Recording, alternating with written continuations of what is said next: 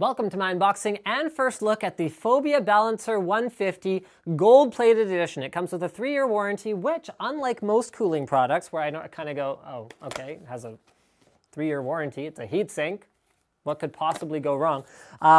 Water cooling components, I do appreciate seeing a bit of a longer warranty on because they can leak over time, they can have problems, so having the manufacturer stand behind it, holy crap, this thing is heavy, I already love it, is a good thing. So, okay, let's see what else is in here. We got some mounting hardware. We got some G1 1/4-inch threaded plugs. Did I say G1 1/4-inch? I think it's just G1 1/4. I can't remember anymore. G1 1/4-inch, yeah, look at that. I'm not that out of the game. Mounting threads, 4x-M4, 2x-M6, usable for installation, pressure tested to 2 bar, and made of gold-plated brass and plexi. Yes, that is what I'm excited about the 150. This is a fairly small reservoir, but check this out. It actually has gold-plated brass, there you go, on the bottom and the top of the tube. So 150 refers to the actual length of the reservoir, so it's available in a variety of configurations. You can get, I believe it's a 250 or even a 400 millimeters. So in inches, that'd be approximately 6, 12, and like 20 inches or something, 18 inches or something along those lines. Included accessories. So here you go. You've got plugs because there are a variety of different options in terms of the fill port as well as the inlet and outlet. So you're going to plug the top no matter what. So you'll open that up just to fill it.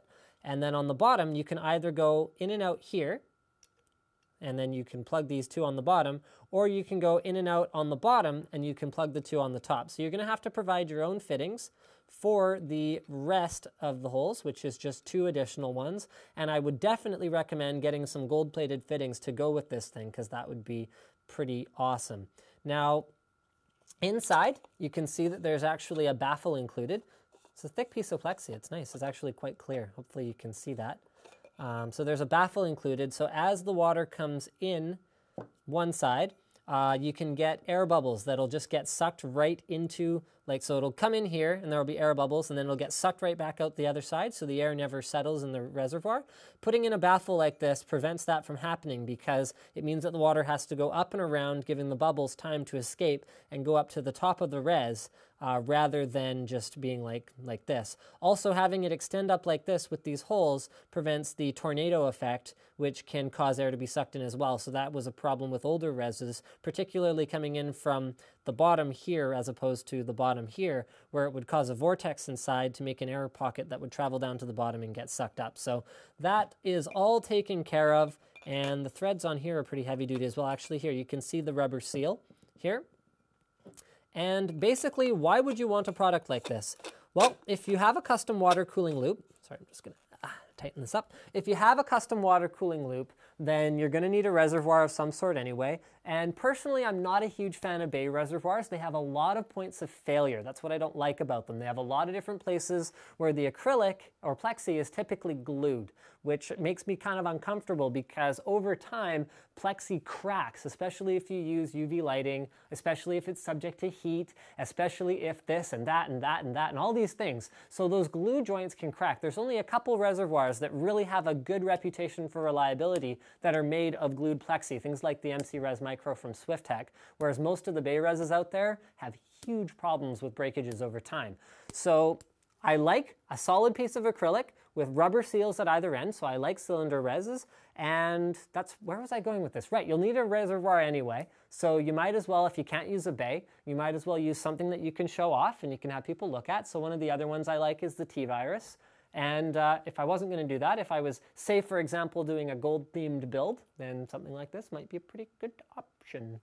Don't forget to subscribe to Linus Tech Tips for more unboxings, reviews, and other computer videos. And I mistakenly ordered an additional hold-down bracket for this, thinking that it didn't come with a high-quality one, but it does.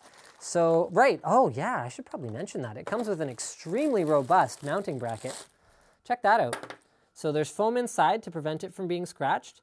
And here, let's just put it on. Or, well, no, okay, I'll show the foam first. So foam inside to prevent it from being scratched or anything bad from happening to it. Very solid construction here, so you can screw it in with either 3 or 2 mounting spots here.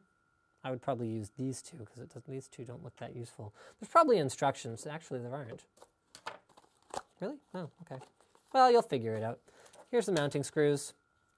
I'd probably go with these two on the ends here if I was going to do anything. So you just kind of, oh, you're going to have to stretch it. Oh, this was what bugs me about cylinder reservoirs. You have to just kind of go like this with them and clip them in, and I always worry about scratching the tube. But I guess I could just kind of man up. You know what? I'm not going to do it. I'll do it when I have all the tools that I can do it without scratching it. Okay, don't forget to subscribe to Linus Tech Tips for more unboxings, reviews, and other computer videos.